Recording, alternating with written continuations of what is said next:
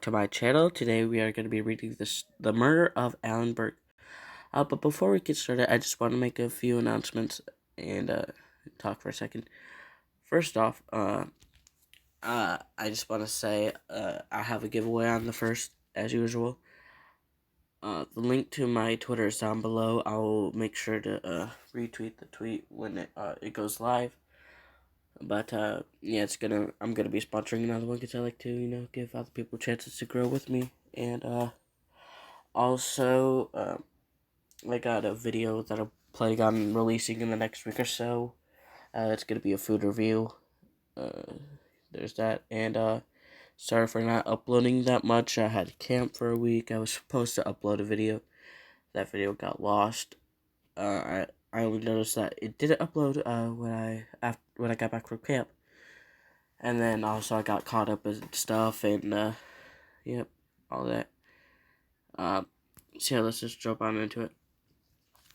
Jewish American radio host Alan Berg was Denver's undisputed king of talk radio. His program was a very far left-leaning chat show with callers often getting chewed out and hung up on at the drop of a hat. Local polls placed him as both the most disliked and the most popular radio host in the area.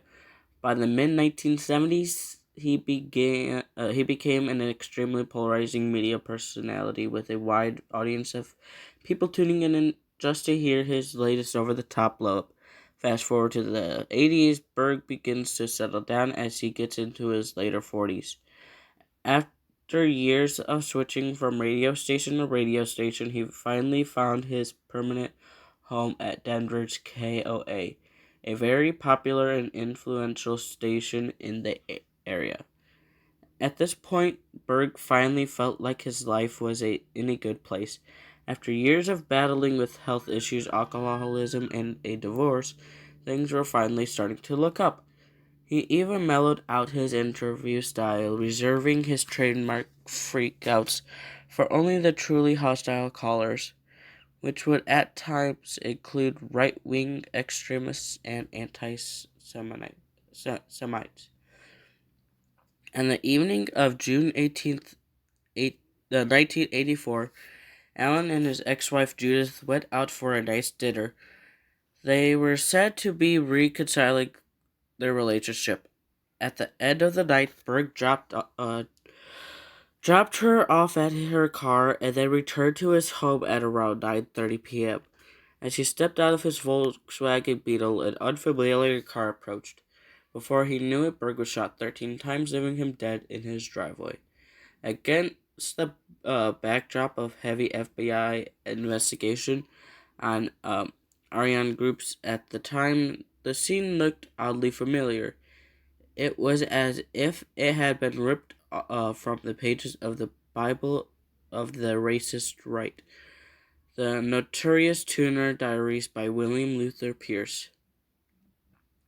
In a nutshell, the book details the complete overthrow of the federal government by a group of white nationalists and their extermination of all non-whites by the year 2099. It has been credited for inspiring several acts of domestic terrorism and hate crimes, including the 1998 dragging death of James Baird in Jasper, Texas, and the OKC bombing in 1995. But the group responsible for Berg's death didn't just get their motives from the Tuner's diaries, they got their name from it too. They called themselves the Order. They were a splinter group with ties to the greater Aryan nation's terrorist organizations, and had been working on inciting a revolution against the American government since their beginnings in September of 1983. Early the following year, members of the Order met in Boise, Idaho, where they drew up a list of enemies to potentially assassinate. They chose 4 people specifically: producer Norman Lear, attorney Morris Dees, Judge Wayne Justice and popular radio personality Alan Berg. Now, while their code of silence keeps some of the details unclear, it is believed that there were 4 members of the order present at the time of Alan Berg's murder. These men were Bruce Pierce, Richard Scuddery, I think that's how you pronounce it. Hopefully I didn't butcher it. David Lane, and founder Robert J. Matthews. Allegedly, Matthew and Scuddery acted as lookouts. Lane drove the getaway car, and Pierce committed the murder itself. Afterwards, they each left in different directions and got out of the Denver area quickly to go back into hiding.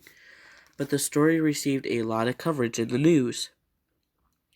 And by that point, the order was not only responsible for Berg's death, but for a slew of armored robberies and lucrative counterfeiting operations in the Northwest. Here's a photo of the Here's a photo of the newspaper. Alright.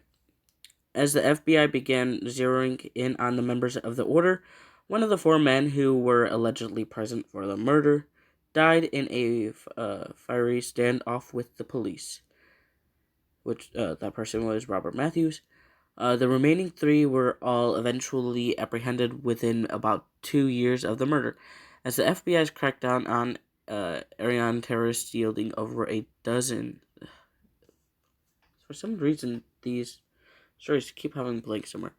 Under the 1970 Rocketeer influenced and corporate organization statute, or RICO for short, the FBI charged members of the order and other Aryan organizations with a variety of crimes. After the trials were said and done, only 2 of the men attached the murder would be convicted of crimes relating to Berg's death. Getaway driver Lane and gunman Pierce each received 150 years for violating the civil rights of Alan Berg, but as this was a federal indictment, I don't know how to pronounce that word. No one is specific was charged with Berg's homicide, which falls under state law. Yet, since their arrest and imprisonment in the mid-1980s, both men have died behind bars, having served only a couple decades of the trial. I'm assuming that's what it would say. It's blank again. For Bruce Pierce, he served only 23 of his 252-year term. From prison, he maintained active in the white nationalist world for the remainder of his life, signing his letter, "I serve God, race, and truth." If you enjoyed this video, make sure to like and subscribe with post notifications. And I hope you all have an amazing day. Peace out.